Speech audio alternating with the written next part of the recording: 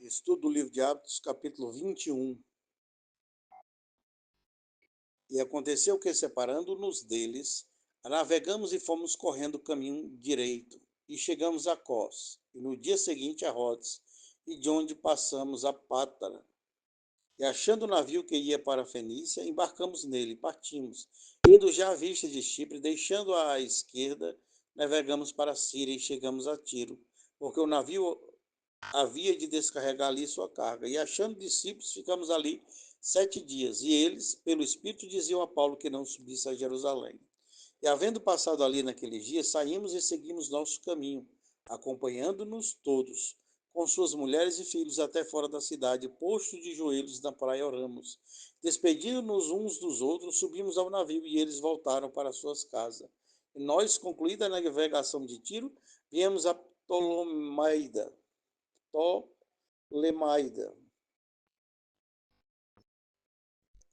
E havendo saudado os irmãos, ficamos com eles um dia, e no dia seguinte partindo dali Paulo e nós, que com ele estávamos, chegamos a Cesareia, e entrando em casa de Filipe, o evangelista, que era um dos 7, ficamos com ele. E tinha este 4 filhas virgens que profetizavam. E demorando-nos ali por muitos dias, chegou da Judéia um profeta, por nome Ágabo. E vindo ter conosco, tomou a cinta de Paulo e ligando-se os seus próprios pés e mãos, disse: Isto diz o Senhor, o Espírito Santo. Assim ligarão os judeus em Jerusalém o homem de quem é esta cinta, e o entregarão na mão dos gentios. E ouvindo nós isto, rogamo-lhes, tanto nós como os que eram daquele lugar, que não subissem a Jerusalém. Mas Paulo respondeu: Que fazeis vós, chorando e magoando-me o coração? Porque eu estou pronto não só a ser ligado, mas ainda a morrer em Jerusalém, pelo nome do Senhor Jesus. E como não podíamos convencê-lo, nos aquietamos, dizendo: Faça-se a vontade do Senhor. E depois daqueles dias, havendo feito os nossos preparativos, subimos a Jerusalém.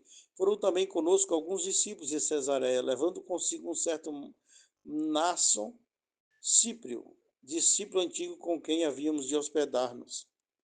E logo que chegamos a Jerusalém, os irmãos nos receberam de muita boa vontade. E no dia seguinte, Paulo entrou conosco em casa de Tiago, e todos os anciãos vieram ali. E havendo-o saudado, contou-lhes por miúdo que por seu ministério Deus fizera entre os gentios. E ouvindo eles, glorificaram ao Senhor e disseram-lhe: Bem vês, irmão, quantos milhares de judeus há que creem, e todos são os zeladores da lei.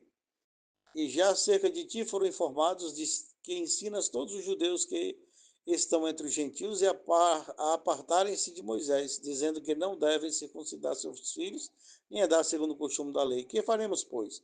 Em todo caso, é necessário que a multidão se ajunte, porque terão ouvido que já és vindo. Faz, pois, isto que te dizemos. Temos 4 homens que fizeram voto. Toma estes contigo e santifica-te com eles, e faz com eles os gastos para que rapem a cabeças. E todos ficarão sabendo que nada há daquilo de que foram informados acerca de ti, mas que também tu mesmo anda guardando a lei. Todavia, quanto aos que creem dos gentios, já nós havemos escrito e achado por bem que nada disto observem, mas que só se guarde do que sacrifica aos ídolos e do sangue e do sufocado e da fornicação. Então, Paulo, tomando consigo aqueles homens, entrou no dia seguinte no templo, já santificado com eles, anunciando serem já cumpridos os dias da purificação, e ficou ali até se oferecer por cada um deles a oferta. E quando os 7 dias estavam quase a terminar, os judeus da Ásia, vendo no templo, alvoroçaram todo o povo, lançaram mão dele, clamando: Homens israelitas, acudi. Este é o homem que por todas as partes ensina a todos contra o povo e contra a lei e contra este lugar. E demais disto, introduziu também no templo os gregos e profanou este santo lugar, porque antes tinham visto com ele na cidade a Trófimo de Éfeso, o qual pensava que Paulo introduzira no templo. Alvoroçou-se toda a cidade, houve grande concurso de povo, e pegando Paulo, o arrastaram para fora do templo, e logo as portas se fecharam, e procurando eles matá-lo, chegou ao tribuno da corte o aviso de que Jerusalém estava toda em confusão, o qual, tomando logo consigo soldados e centuriões, correu para eles, e quando viram o tribuno e os soldados, cessaram de ferir a Paulo. Então, aproximando-se o tribuno, prendeu, e o mandou atar com 2 cadeias, e lhe perguntou quem era e o que tinha feito. E na multidão uns clamavam de uma maneira, outros de outra. Mas como nada podia saber ao certo por causa do alvoroço, mandou conduzi-lo para a fortaleza. Sucedeu que, chegando às escadas, os soldados tiveram de lhe pegar por causa da violência da multidão, porque a multidão do povo o seguia, clamando: mata-o. E quando iam a introduzir Paulo na fortaleza, disse Paulo ao tribuno: é-me permitido dizer-te uma coisa. E ele disse: sabes o grego? Não és tu, porventura, aquele egípcio que antes destes dias fez uma sedição e levou ao deserto 4.000 salteadores? Mas Paulo lhe disse, na verdade, que sou um homem judeu, cidadão de Tarso, cidadão não pouco célebre da Cilícia. Cidade não pouco célebre da Cilícia. Rogo-te, porém, que me permitas falar ao povo. E, havendo-lo permitido, Paulo, pondo-se de pé nas escadas, fez sinal com a mão ao povo, e, feito grande silêncio, falou-lhe em língua hebraica, dizendo: esse capítulo ele vai desembocar no outro capítulo. Ele termina com 2 pontos aqui, que seria o discurso de Paulo, mas nós não vamos falar dos 2 capítulos. Os textos originais eles não eram divididos em capítulos e versículos, eram textos diretos, né? E, se não me engano, no ano de 1300, um Papa, não lembro se o Gregório, colocou os versículos na Bíblia, e isso foi muito bom porque facilita a localização do texto, né? Basicamente, capítulo e versículo é o endereço do texto. E fica muito mais fácil hoje de citar um texto, de procurar um texto, de pregar o evangelho, foi uma coisa muito importante que se fez. E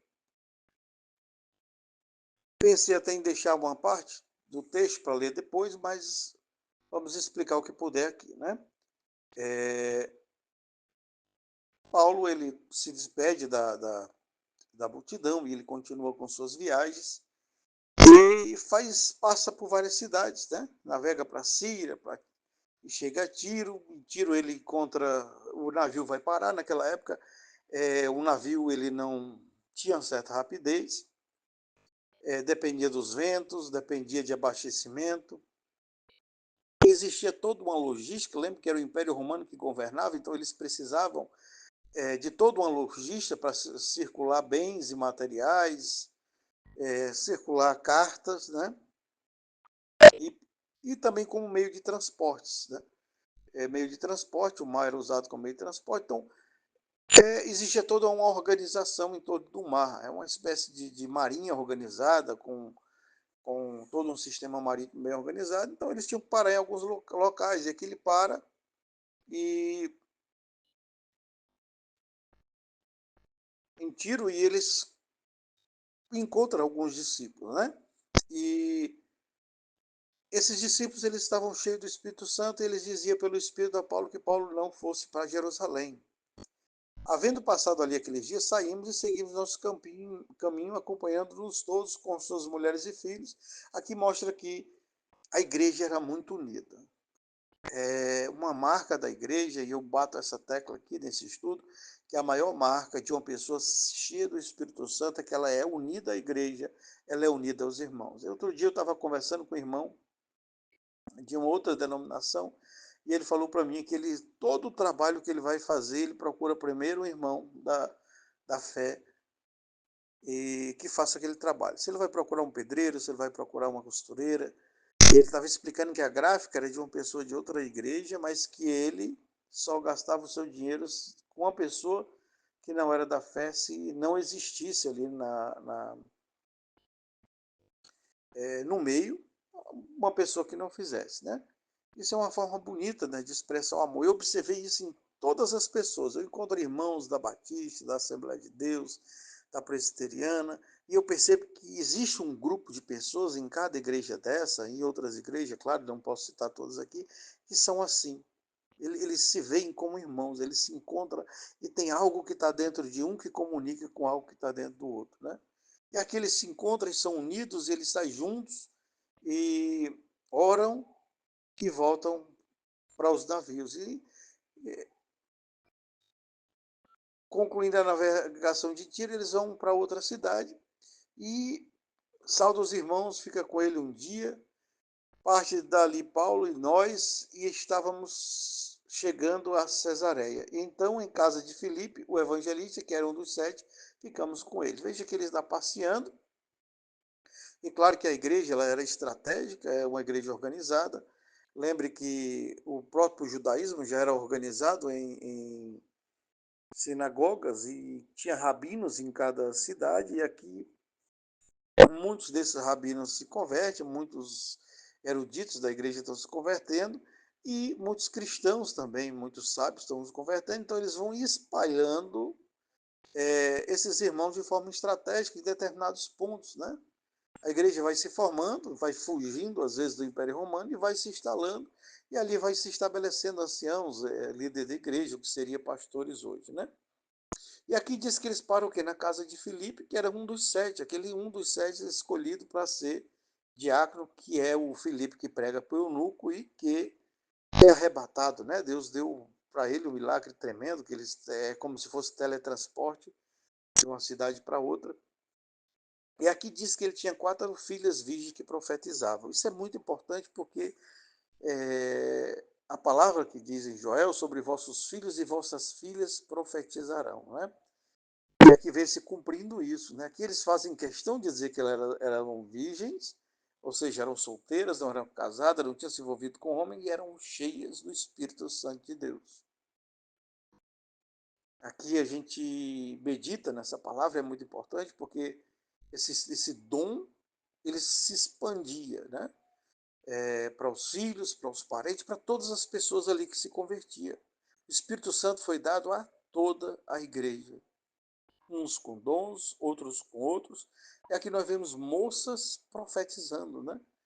Isso aqui é uma coisa rara de se ver. Se eu não me engano, na Bíblia a gente vai ter uma profetisa na época de Juízes e não lembro se tem mais outra, né? É,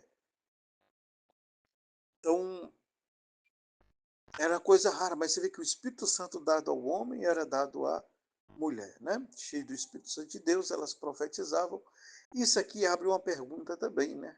Aqui nós estamos vários anos depois do Pentecostes e essas pessoas ainda profetizando, ainda tendo visões e tendo revelações. Veja onde eles chegavam, na cidade, numa cidade anterior, avisaram para ele não ir a Jerusalém pelo Espírito, né? Ou seja, o Espírito estava revelando coisas em todas as cidades. Isso mostra que o Espírito Santo não era uma coisa condicionada a uma pessoa que ia em determinados lugares. Como hoje a gente vê muito pessoas dizendo que tem o Espírito Santo, às vezes nem tem, e se torna astros da igreja, né? Aqui o astro mesmo era o Espírito Santo, era ele que estava nas jovens, nos jovens, nos velhos. Veja que Paulo chegava no lugar, Paulo cheio do Espírito Santo, e o Espírito Santo usava outras pessoas para profetizar para ele. Demorando-nos ali por muitos dias, verso 10, chegou da Judéia um profeta por nome Ágabo. Veja, esse nome é muito bacana porque profeta, porque era o dom, não profeta como tinha no Velho Testamento, mas a gente vê o dom de profecia porque era necessário. É por isso que eu sou pentecostal e eu acredito nesses dons, só que não da maneira como está aí. Por exemplo, você chega num grupo de oração e a pessoa chega e diz, ó irmão, sou profeta, e Deus não vai dar dons ao acaso, dons para a pessoa dizer que carro que a pessoa vai comprar, dons que vai dizer coisas bobas, né? Uma certa vez orando por uma mulher, e a mulher num grupo de oração, e a mulher me procurava, Deus te mostrou alguma coisa, Deus te mostrou alguma coisa, e eu já estava agoniado. E ela estava envolvida com um rapaz, o rapaz foi embora, e ela gostava do rapaz, ela queria uma revelação para saber o que fazia, né? Veja que coisa absurda que chegou. Eu achei muito estranho aquilo, mas depois investigando, ouvindo a história dela, ela se apaixonou por um cara casado, que era amigo do irmão, começou a se envolver com ele. Depois parece que ele voltou para a mulher dele, o irmão se entregou com o cara e queria matar o cara, e ela, apaixonada pelo cara, queria uma resposta de Deus. Veja que absurdo, né?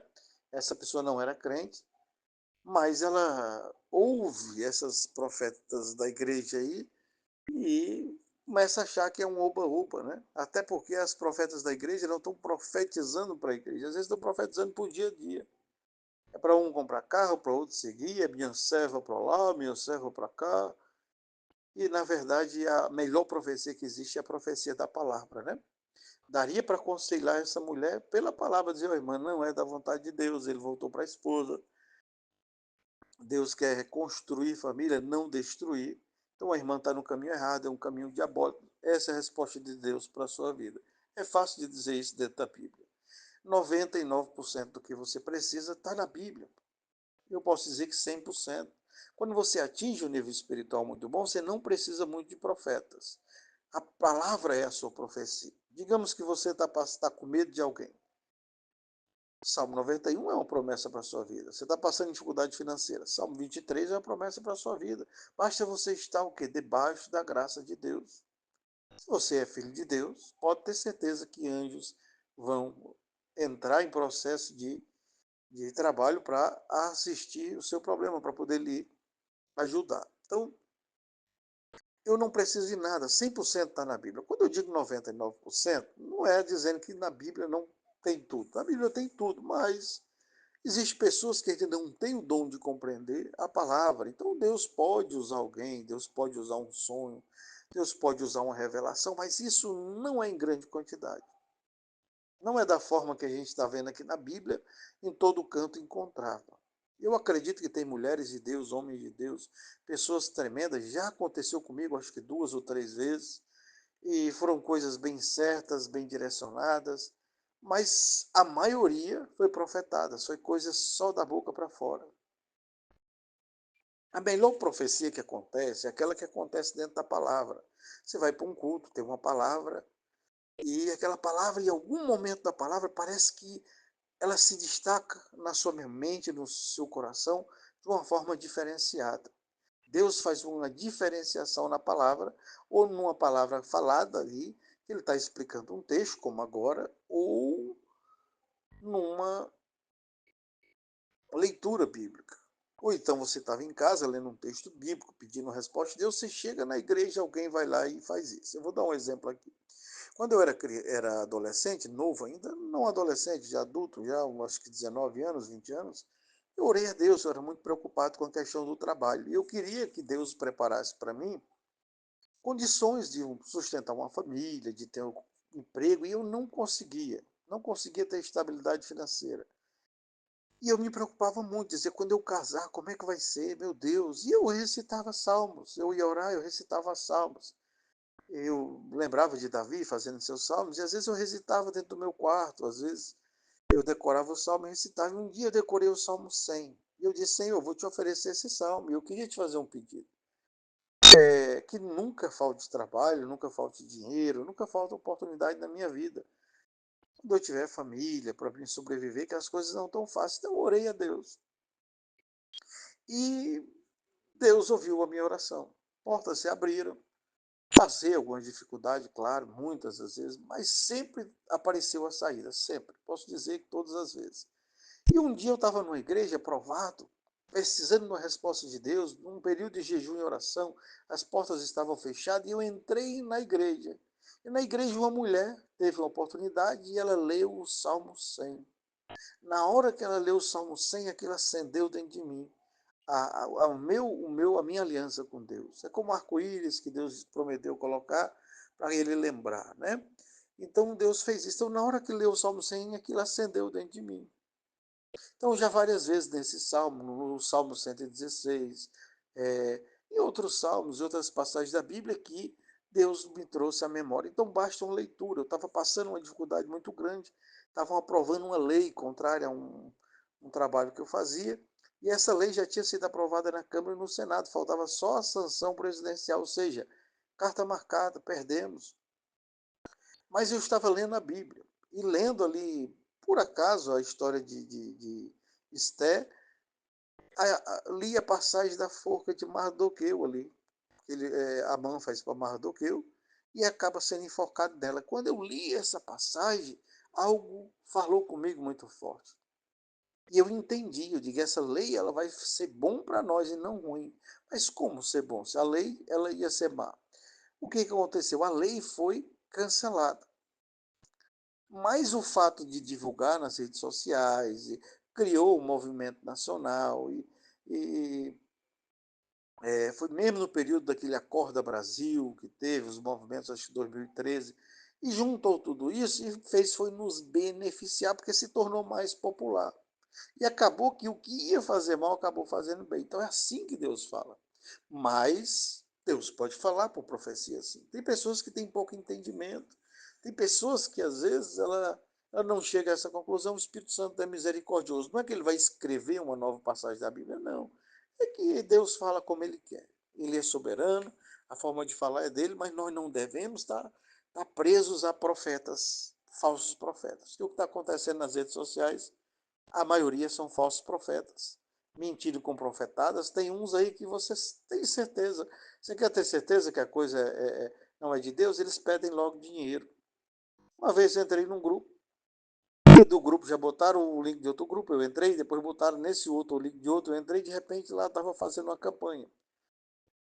Campanha do Salmo 91 para destravar a sua vida, tal, que interessante. Mas é o seguinte, você tinha que depositar R$ 91, porque era a campanha do Salmo 91. Naquele dia, se fizesse a campanha do Salmo, primeiro eu não tinha dinheiro para depositar. E veja, Deus não condiciona a bênção na sua vida a dinheiro, não. Deus quer que você oferte, que você dizime, mas Ele não vai fazer esse processo de troca com você. Não, você me dá o dinheiro que eu te dou, a bênção. Não, isso aí quando é colocado, você já sabe que não vem de Deus. Mas aqui está as moças cheias do Espírito Santo de Deus, e é possível você encontrar isso, e tá cheio de jovens, cheio de Espírito Santo de Deus aí, até os dias de hoje, graças a Deus, e chega agora o profeta Ágabo. E vindo ter conosco, você vê que aqui uma outra coisa que é importante que agora Lucas ele está falando aqui em primeira pessoa aqui do plural, conosco. Ele não está mais contando uma história. Ele está contando uma história que ele está vivendo. Parece que é o presente contínuo aqui. E é bom isso, porque ele parece que é nessa época que ele começa a usar o pronome, parece que é mais ou menos aí que ele começa a escrever. Porque ele conta, né, o começo como se ele não tivesse presente, né, mas de repente ele começa a dar sinais de que ele estava presente. Então isso é importante. Quando você estiver lendo o texto, é importante você ver a conjugação, o tempo verbal, por exemplo, se ele fala no terceira pessoa do plural, eles, por exemplo, é porque ele estava distante. Mas aqui ele está usando o quê? Conosco, ou seja, nós, ou seja, ele estava presente. Então, olha, o tempo verbal é muito importante essa questão da concordância verbal, nominal. Esses dias, debatendo com o rapaz no grupo, ele atribuiu uma coisa a Deus que não foi a Deus, porque ele não entendeu o sujeito da oração. Estava se referindo a um homem que não conseguiu libertar Israel, e aí ele disse que era Deus, porque tinha a palavra Deus um pouco antes, só que tinha um ponto final ali, e começava uma outra frase e o sujeito já era outro da oração. Então, temos que ter cuidado com isso. Então, aqui chega Ágabo, vem conosco e ligando-se os seus próprios pés e mãos, disse, isso diz o Espírito Santo, assim ligarão os judeus em Jerusalém, o homem de quem esta cinta entregarão nas mãos dos gentios. Então, esse Paulo, esse Ágabo, profeta de Deus, ele pega o cinto dele, a cinta de Paulo e amarra os próprios pés e faz uma espécie de teatro ali na frente.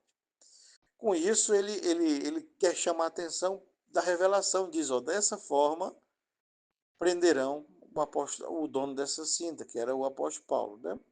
Lembrando que o fato dele ter feito esse teatro não justifica teatro na igreja.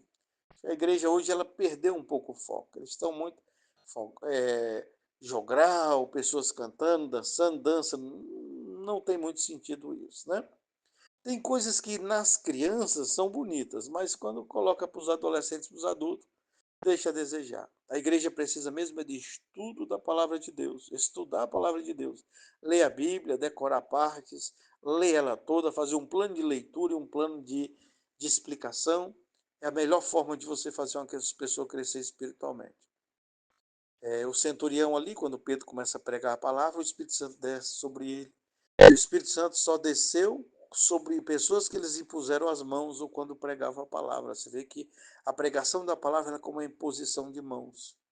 Nesse momento que você está ouvindo a oração, essa palavra, Deus está impondo a mão sobre a sua vida. Bênçãos estão fluindo para a sua casa, do Espírito Santo para você, por meio da palavra. Então, a palavra de Deus é que é importante na igreja. Mas aqui ele usou isso, né? E ouvindo nós isso, rogamos-lhes tanto nós como os que eram daquele lugar que não subissem a Jerusalém. Eles estavam preocupados com Paulo, mas Paulo vai retrucar e vai dizer: não, eu estou pronto para morrer, se preciso for, no verso 13, e ser preso, não tenho problemas. E quando viram que não podia convencer, disseram: seja feita a vontade de Deus, e era a vontade de Deus. E depois daqueles dias, havendo feito os nossos preparativos, subimos a Jerusalém. Ou seja, eles começam agora, vão para Jerusalém mesmo da viagem, eles voltam, né? E foram também conosco alguns discípulos de Cesareia, levando consigo um certo Nasson, discípulo antigo com que havíamos de hospedar-nos. Ou seja, é muito importante essa palavra discípulo antigo, porque aqui marca tempo, né? Aqui já vai ver que era discípulo com alguns anos. A igreja aqui já podia falar em discípulo antigo, não era mais a igreja que começou com 120 pessoas em Jerusalém, né? No dia de Pentecostes, mas era milhares, espalhada por várias nações, né? E logo que chegamos a Jerusalém, os irmãos nos receberam de muito boa vontade. E no dia seguinte, Paulo entrou conosco em casa de Tiago, e todos os anciãos vieram ali. E havendo o saudado, contou-lhes por miúdo o que por seu ministério Deus fizera entre os gentios. Paulo agora dá um relato. E ouvindo eles, glorificavam o Senhor e disseram-lhe: bem vês, irmãos, quantos milhares de judeus há que creem, e todos são zeladores da lei. E já cerca de ti foram informados que ensinas todos os judeus que estão entre os gentios a apartarem-se de Moisés, dizendo que não devem circuncidar seus filhos nem andar segundo o costume da lei. Que faremos, pois? Em todo caso, é necessário que a multidão se junte, porque terão ouvido que já és vindo. Faz, pois, isto que te dizemos. Temos 4 homens que fizeram votos. Toma estes contigo e santifica-te com eles. Faz com eles os gastos para que raspem a cabeça, e todos ficarão sabendo de que há daquilo do que foram informados acerca de ti, mas que nada há daquilo que foram informados acerca de ti, mas que também tu mesmo anda guardando a lei. Todavia, quando aos que creem dos gentios, já nos havemos escrito e achado por bem que nada disto observem, mas que só se guardem do que se sacrifica aos ídolos, e do sangue do sufocado e da fornicação. Aqui eles estão preocupados porque, para não ter o conflito ali na sinagoga, eles têm aquele cuidado que Paulo estava pregando, que não precisava mais guardar a lei, né? Mas uma coisa em Jerusalém criava conflitos. E quando a gente fala guardar a lei, não é a lei moral. A lei moral, essa lei, ela nunca passou. Ela nasceu com Deus e ela vai ficar com Deus pela eternidade. Não adultere, não roube, não mate, não pode idolatria. Essas coisas são universais, não pode ser mudado. Aqui está falando os outros rituais da lei, é a circuncisão, a maneira de se vestir, os rituais judaicos ali. Então, eles estavam pedindo que eles não chegassem com grande diferença, porque ia causar um impacto muito grande, um alvoroço. Então, veja que esses ritos nem salvam, nem condenam ninguém. Como eu falei, usar um kippah não condena ninguém, mas também não salva ninguém, não tem sentido. Mas aqui eles não queriam criar o conflito, né? Então Paulo, tomando consigo aqueles homens, entrou no dia seguinte no templo, já santificado com eles, anunciando serem já cumpridos os dias da purificação, e ficou ali até se oferecer por cada um deles a oferta, né? E quando os 7 dias estavam quase a terminar, os judeus da Ásia, vendo-o no templo, alvoroçaram todo o povo e lançaram mão dele. Agora aqui, um conflito, né? Viram eles, reconheceram e agora começaram a atacar. Homens israelitas, acudi, verso 28. Este é o homem que por todas as partes ensina a todas contra o povo e contra a lei, contra este lugar. E demais, disso introduziu também no templo os gregos e profanou este santo lugar. Então, agora ele viu, reconheceu Paulo e começou a fazer as acusações e fez uma confusão com o Trófimo de Éfeso, pensava que Paulo tinha introduzido ele no templo. E alvoroçou-se toda a cidade, e houve grande concurso de povo, e pegando Paulo, arrastaram para fora do templo, e logo as portas se fecharam. Procuraram matá-lo. Eles estavam querendo assassinar Paulo, acusando de blasfêmia, né? E isso vai chegar a uma pessoa responsável, e essa pessoa responsável, que era o tribuno, chega com soldados, centuriões ali, e eles já estavam ferindo Paulo, né? Então pegaram o tribuno, prendeu, mandou levar para a cadeia e existia um certo alvoroço, estava tendo uma confusão. Então ele não conseguia ouvir direito devido à confusão, levou ele para a fortaleza, né, para a prisão. Sucedeu que, chegando às escadas, os soldados tiveram de lhe pegar por causa da violência da multidão. Eles estavam seguindo e querendo agredir Paulo e até matar, porque a multidão do povo seguia clamando: mata-o. E quando iam a introduzir Paulo na fortaleza, disse Paulo ao tribuno: é-me permitido dizer-te alguma coisa? E ele disse: sabes o grego? Não és tu, porventura, aquele egípcio que antes desses dias fez uma sedição e levou ao deserto 4.000 salteadores? Mas Paulo lhe disse, na verdade, que sou um homem judeu, cidadão de Tarso, cidade não pouco célebre da Cilícia. Rogo-te, porém, que me permitas falar ao povo. Então Paulo pede o direito de falar, ele pergunta se Paulo sabe falar o grego, né, que era a língua mais comum, e Paulo disse que era judeu. Ele confunde Paulo com outra pessoa que fez o motim, e Paulo disse que não era, ele era um cidadão. E Paulo, né, faz aí uma colocação de que a cidade dele era importante, e é permitido fazer Paulo falar, e Paulo vai falar em hebraico. Né? Aqui para o texto, o próximo texto vai ser a continuação desse aqui, e aqui nós temos alguma visão, né? De Deus. Como é que Deus conduz a história da igreja, né? Nós já até falamos esse ponto e estamos falando sempre isso, para que você fique tranquilo. Uma igreja que nasceu em Pentecostes, com 120 pessoas que tinham sobrevivido ali, cheias do Espírito Santo de Deus.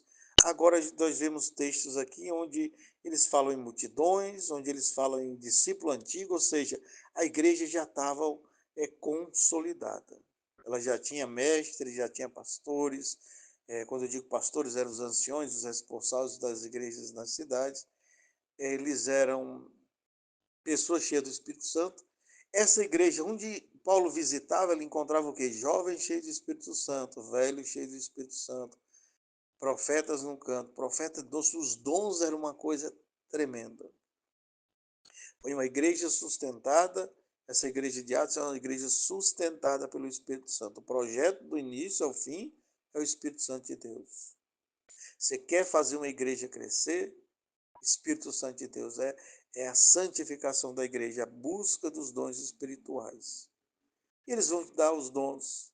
Não estou falando aqui os dons de língua, mas a fé, a intrepidez de pregar, a autoridade do Espírito Santo. O Espírito Santo vai saber colocar a palavra certa na boca da pessoa, e com isso vai dar aquela força necessária para que a igreja cresça. Onde tem pregação do evangelho, tem crescimento de igreja. Geralmente, onde você vê uma igreja que não cresceu, uma igreja que não recebeu o evangelho. A igreja, às vezes, ela faz um botim de pessoas, mas não é bem uma igreja. Agora, quando a igreja ouve a palavra, tem ensinamento, essa igreja, o poder de Deus que é transferido para essas pessoas, faz com que elas se tornem unidades espirituais de ataque ao reino do mal. E é muito importante isso. Aonde eles iam, eles encontravam profetas, pessoas cheias do Espírito Santo de Deus. E é preciso que a igreja volte a esse patamar. Uma outra coisa que nós aprendemos aqui é que esse Espírito Santo capacitava as pessoas, inclusive, para sofrer e morrer pelo Evangelho. É algo tremendo. Na China, por exemplo, os cristãos perseguidos e a igreja crescendo. Eles prendem, perseguem, mas a igreja está crescendo na China. Então, está crescendo no Irã, que está em guerra, está crescendo em vários países do mundo, e a gente fica impressionado. Como que a igreja cresce? Com a pregação do Evangelho. O Evangelho, ele entra sorrateiro por meio da palavra, e um versículo, basta um versículo pregado pelo Espírito Santo, tudo muda. Né? Tem um testemunho muito antigo, de 30, 40 anos atrás, que um homem foi dar um panfleto para uma pessoa, e a pessoa não gostava de crente, pegou, rasgou. E caiu no sapato dele, se ele perceber, um pedacinho de papel. E quando ele foi dormir, tirou o sapato, viu aquele pedacinho e olhou, e no sapato só estava escrito assim: Jesus disse. E ele foi dormir, aquela coisa ficou na sua cabeça. Jesus disse, e ele não conseguia dormir com isso. Ele falou: Meu Deus, o que será que Jesus disse? Pegou a Bíblia e foi ler e se converteu. Tem outra passagem, que um outro testemunho muito antigo também, que foram evangelizar um usuário de maconha. E ao entregar a Bíblia para ele, ele disse: Ó, o papel é fininho, eu vou fumar todinha essa Bíblia aqui. Vou usar como material para fazer minha maconha, meu cigarro. E o pregador, a pessoa que evangelizava, disse: Tá bom, agora faça o seguinte, leia a página antes e você pode fumar. E ele combinou, começou a ler. Diz que fumou Mateus, Marcos, Lucas, quando chegou em João, Deus o libertou e converteu. O Evangelho é poder de Deus, você não precisa se preocupar. Ele capacita, inclusive, para coisas que estão acima da nossa capacidade. E Deus guiou esse Evangelho ao longo da história, encheu do Espírito Santo e conduziu. E aqui é por onde Paulo está passando, tem uma igreja mais ou menos estruturada em várias cidades. A igreja começa a crescer, tem uma rede de oferta, já tem pessoas estabelecidas em determinados lugares, e essa igreja vai crescer teologicamente também, com a base teológica do judaísmo, com os novos eruditos que estão chegando, vai se formar uma base religiosa, aí vem os pais da igreja daqui a pouco, começa a fazer a defesa da fé, são os apologetas, e aí a igreja vai crescendo e vai chegar aos dias de hoje. E com sua vida não é diferente. Sua vida ela é como aquele dia de Pentecostes, talvez. Você talvez esteja com a vida igual os discípulos assim que Jesus subiu, na mesmice. Parece que tudo é normal, na normalidade. Mas veio o Espírito Santo sobre eles e aí acabou a normalidade da vida deles. E aqui, ao longo disso, a gente vê o efeito do Espírito Santo até os dias de hoje. Hoje o cristianismo ele é uma das maiores religiões do mundo e começou com 120 pessoas. Na verdade, começou com Jesus, mas ali podemos dizer que começou com 120 pessoas cheias do Espírito Santo. Existe a igreja antes do Espírito Santo e a igreja depois do Espírito Santo. Isso é o que você precisa para a sua vida. Sabedoria de Deus para todas as áreas da sua vida. Uma certa vez eu vi um certo pregador no YouTube, ele explicando, né, era um livro antigo dele, que o Espírito Santo ele instrui para várias coisas. Por exemplo, ele prepara pessoas para serem empresários, para que essas pessoas possam financiar missões, né? Então, existem grandes empresários no mundo inteiro que financiam missões. E Deus tem um chamado. Às vezes a pessoa ela é um empresário, uma empresária, e ela fica perguntando: Deus, o que eu posso fazer por você? Aí ela quer pregar o evangelho sem saber. Aí ela quer louvar, às vezes, sem saber. Quando, na verdade, Deus já tinha dado para ela, né? Aí tem pessoas que, às vezes, vai para o túmulo sem ter feito nada pelo evangelho.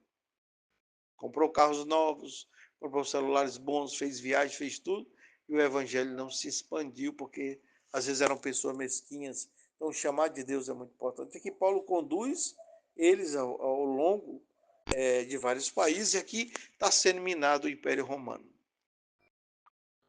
Aqui o cristianismo vai influenciar a filosofia, vai influenciar a cultura, vai influenciar a arte, e vai entrar no Império Romano. E começa a ruir o Império Romano. Por quê? Porque o Império Romano era baseado numa teologia. Teologia de que o imperador era Deus, mas todo aquele politeísmo, aquele conjunto de crença herdado ali dos gregos dos próprios romanos. E a partir que começa a mudar a mentalidade da pessoa, a pessoa começa a dizer: o imperador não é Deus, é, isso aqui é injusto, as leis de Deus são mais justas, nós vivemos em harmonia. Por exemplo, o universalismo cristão, ou seja, não existe vários países, não existe inimigos. O inimigo é Satanás, é as pessoas contrárias à palavra de Deus.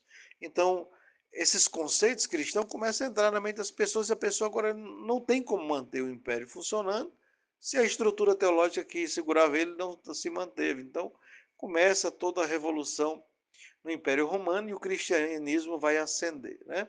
Vai crescer. É isso que acontece atualmente, por exemplo, na política. Muitos políticos perseguem o cristianismo porque sabem que só é possível instalar certas ideologias se conseguir destruir o cristianismo. Mas as portas do inferno nunca prevalecerão contra a igreja. Nós seremos sempre vencedores e vamos sempre avançar. E hoje Deus se conduziu essa igreja ao longo dessa caminhada, e eu já falei, já concluí várias vezes, várias passagens com essa mesma fala, ele pode conduzir a sua vida. E a marca hoje para você é a seguinte: olha para a igreja. Existiu uma igreja antes do Pentecoste e uma igreja depois do Pentecoste. Então, todas as áreas da tua vida precisam a ser atingida pelo Espírito Santo de Deus. Já contei esse testemunho também várias vezes, mas existe em uma certa cidade uma menininha que ela tinha problema mental, então ela vivia rastejando no chão, mal vestida, suja, cabelo arrepiado. E um belo dia o Espírito Santo desce sobre ela. E a vida dela é transformada. No outro dia, ela estava sentada na igreja, arrumada, toda certinha. O pastor ficou impressionado, né? Porque aquela criança que vivia rastejando ali, o cérebro ali dela como um menino de meses de vida. E ele foi embora. Vários anos depois ele voltou nessa cidade, ele curioso perguntou sobre aquela irmã. E disseram, não, ela é a mais rica da cidade. Veja, aquela menina que estava rastejando na igreja, que tinha uma certa deficiência mental, agora era a mulher mais rica da cidade, a que dava mais oferta na igreja. E ele ficou impressionado. O Espírito Santo tem o poder de transformar a tua vida espiritual, a tua vida sentimental, a tua vida física e psicológica, a tua vida social e familiar, a tua vida sexual e a tua vida financeira. Abraão, ele, quando Deus visita ali Abraão para dizer, oh, daqui um ano tu vai ter um filho, Sara ri. Sara ri porque ela já tinha encerrado o costume das mulheres, ou seja, menopausa, e, para piorar ainda, ela já era estéril, ou seja, uma pessoa com estéril na menopausa é dificuldade dupla. E ela, o que acontece com ela? E ela disse, meu esposo já é velho, ou seja, não é mais de nada. Aí vem Deus com sua graça sobre Abraão, Sara engravida, Sara morre, Abraão casa de novo e ainda tem mais um monte de filhos. Então, todas as áreas da tua vida podem ser transformadas. E tu pode dizer assim, ó, existiu um homem, uma mulher antes do Espírito Santo e outra depois do Espírito Santo. Receba a palavra no nome de Jesus e compartilhe. Amém, amém.